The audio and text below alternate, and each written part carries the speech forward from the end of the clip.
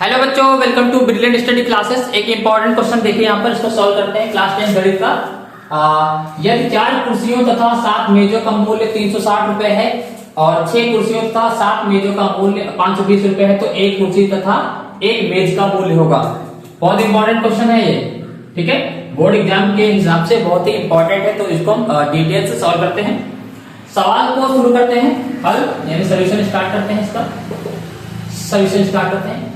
तो यहाँ पर एक कुर्सी तथा एक मेज का मूल्य पूछा है, तो यहाँ पर हम मान लेंगे, ठीक है। तो माना एक कुर्सी का मूल्य x रुपए है ना, तथा एक मेज का मूल्य y रुपए है, ये हमें मान लें, ठीक है। अब सवाल को पढ़िए दोबारा। 4 कुर्सियां हैं, तो 4 कुर्सी है तो x रुपए की एक है, 4 कुर्सी 4x,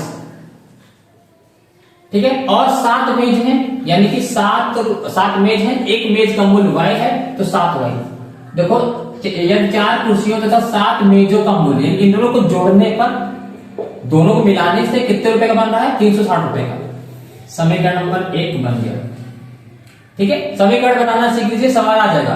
अब देखो क्या है, 6 कुर्सियां हैं, तो एक कुर्सी का x रुपए है, तो 6x है तो 6x हो जाएगा। 6 कुर्सी 6x प्लस, और 7 मेज, ये 7 मेज है तो यहां पर क्या हो जाएगा? 7y, ठीक है। एक मेज का y है तो 7 मेज 7y, तो टोटल दोनों का कितना बनता है? 520। ये समीकरण नंबर 2 हो गया। अब यहां पर देखो, इनमें हम विलोपन विधि लगाएंगे और आराम से हो जाएगा। तो यहां पर घटाने पर लगाएंगे, देखो प्लस का माइनस का, तो घटाने पर कर देते हैं।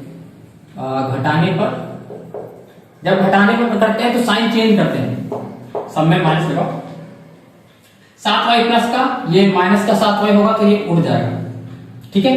तो यहां पर देखो 4x है, यहां पर 6x है, तो 4x माइनस 6x, तो बचेगा माइनस का 2x। 4x माइनस 6x, तो माइनस का 2x, क्योंकि यहाँ पे माइनस का बड़ा है, ठीक है। ये तो खत्म ही हो गया। इधर 360 में से 520 घटाओ, यानी 520 में से 360 ही घटाओ, 0। यहाँ पे 12 में से 6 गया, 6 बचेगा। यहाँ बचेगा 4 में से 3 गया, 1 बचेगा, 160 बचेगा। लेकिन माइनस का बचेगा, क्योंकि यहाँ पर माइनस का 520 बड़ा है, तो माइनस लगा देंगे।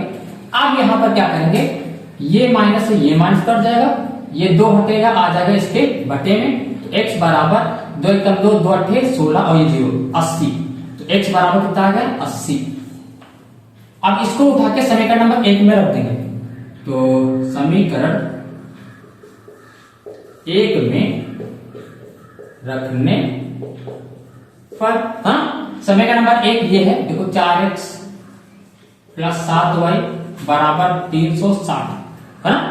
x की जगह 80 रखना है, तो यहां पर देखो 4 गुणे x की जगह 80, और ये सारा सेम ही रहेगा, इसमें कोई चेंजेस करने की जरूरत नहीं।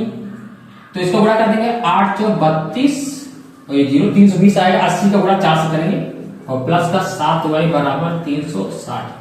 ओके, आप इधर कर लेते हैं सोल्यूशन, ठीक है।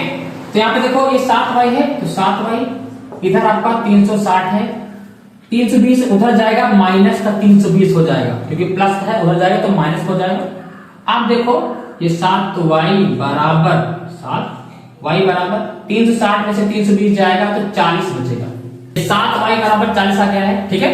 तो ये 7 हटेगा, आ जाएगा इसके बटे में, ठीक है, यानी ये पॉइंट में आएगा, ठीक है। तो y बराबर, ठीक है। अब 40 को 7 से भाग कर लो भाई, 7 इधर 40 इधर, है ना।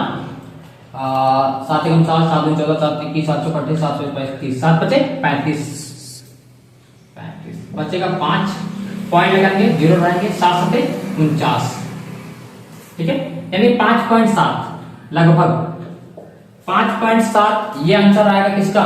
या फिर यहीं पर आंसर आप लिख सकते हो, अगर आपको डाउट है तो y बराबर 40/7 अगर सॉल्व करने में प्रॉब्लम है तो यहीं पर आंसर लिख सकते हो, ठीक है, कोई दिक्कत नहीं।